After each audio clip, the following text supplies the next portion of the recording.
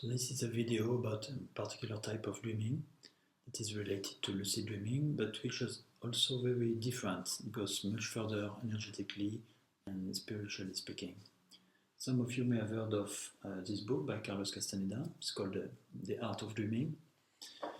And while in this book, Carlos talks about his extraordinary experiences under the guidance of his teacher, the Nagualist Dreaming. Carlos Castaneda is progressing through the completion of his energy body and through different stages of awareness, which he calls the gates of dreaming. So in this video, I will talk about the gates of dreaming, and if you're already familiar with this work, of course, you will hear the concept repeated again. But the reason why I'm bringing it here is also because I am a witness for the reality of all of this, because I have validated it with my own experience.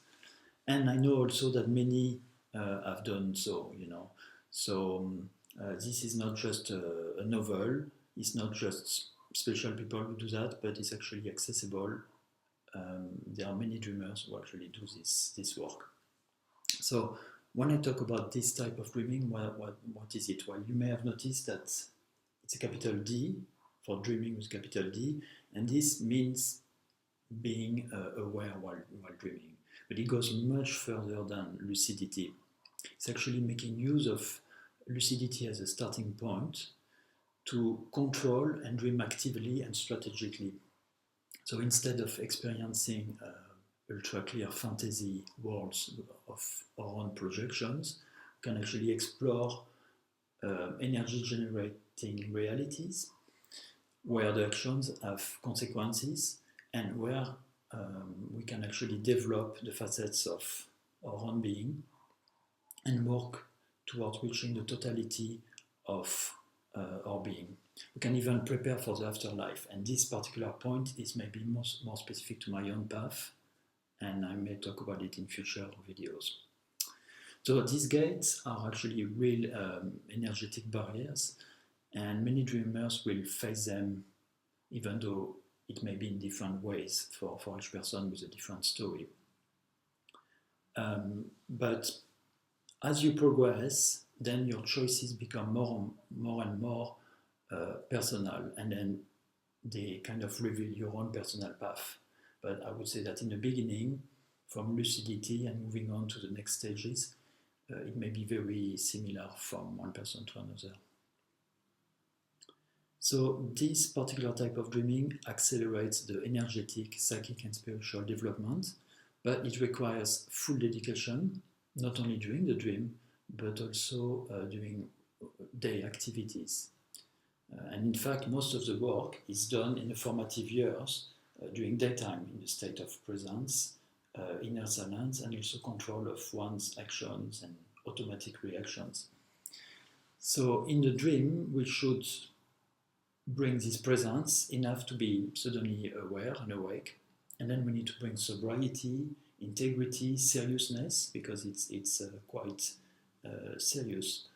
We must have confidence, but in the same time we have to be light. We have to, to take it with fluidity and not to have any worry at all.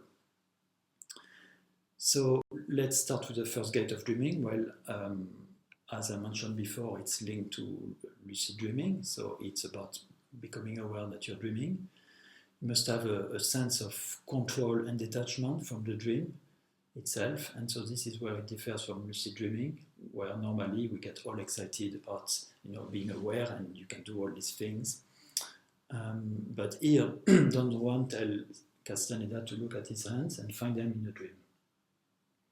And personally, I could be lucid without finding my hands, but I forced myself to, in order to see what was the point. And I noticed that it actually helps you to ground yourself in a dream, to focus, and especially to remember yourself. Otherwise, it's too easy to get caught up into the scene, whatever is happening in your dream, and then forget. Also, you could say that looking at the hand is kind of charging you with a special kind of energy, It's kind of bringing the dream in a state of something really solid. And then once you have enough presence, you can make decisions on what to do.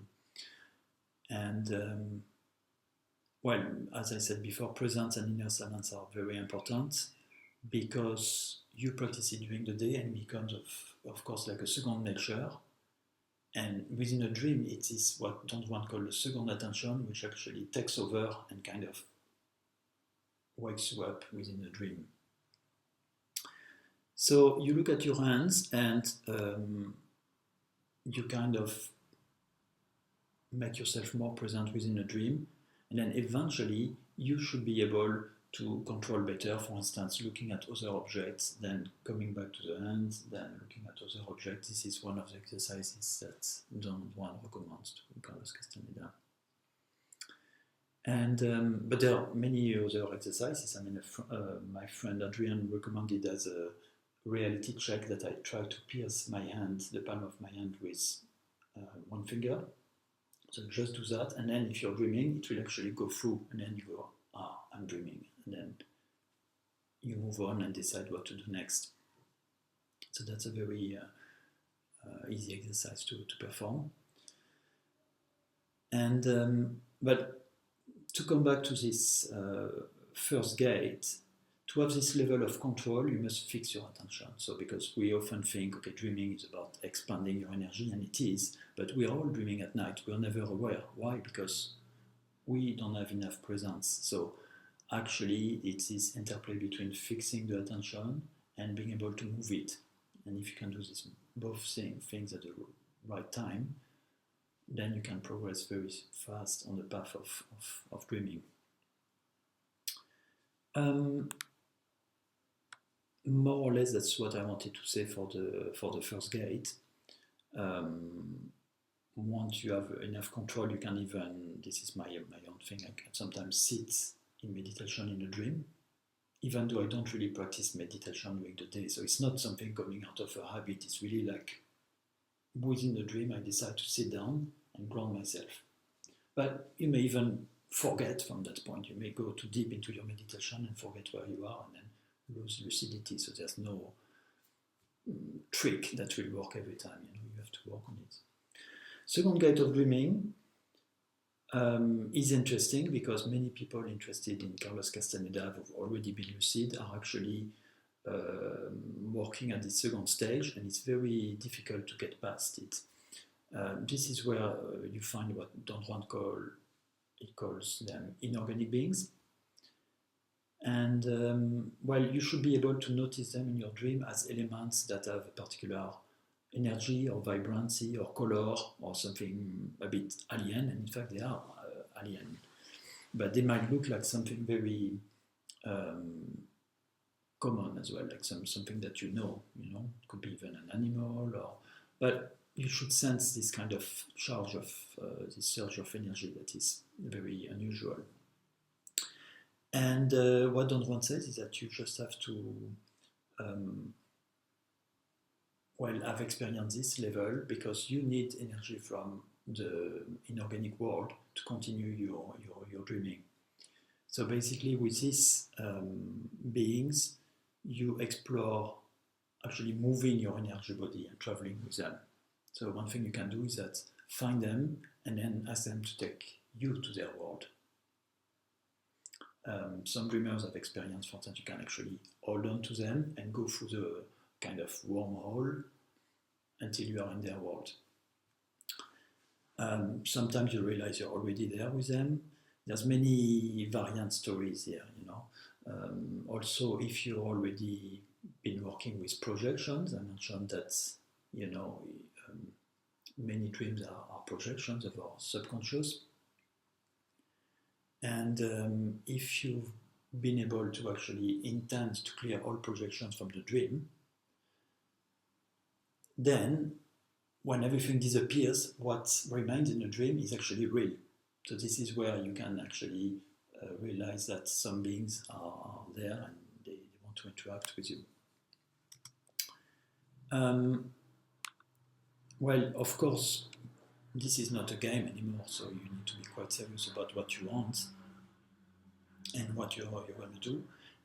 But still, you shouldn't be too serious either, in the sense that you shouldn't be full of fear. You just need to be impeccable and get rid of fear, a sense of grandeur as well. This is a bit dangerous. Why? Because you're changing playground now, okay? And so you need to have a greater control over yourself. So you must have sobriety and detachment. Even more work is necessary in your day reality to cut out everything that is not necessary, which your personality could cling onto.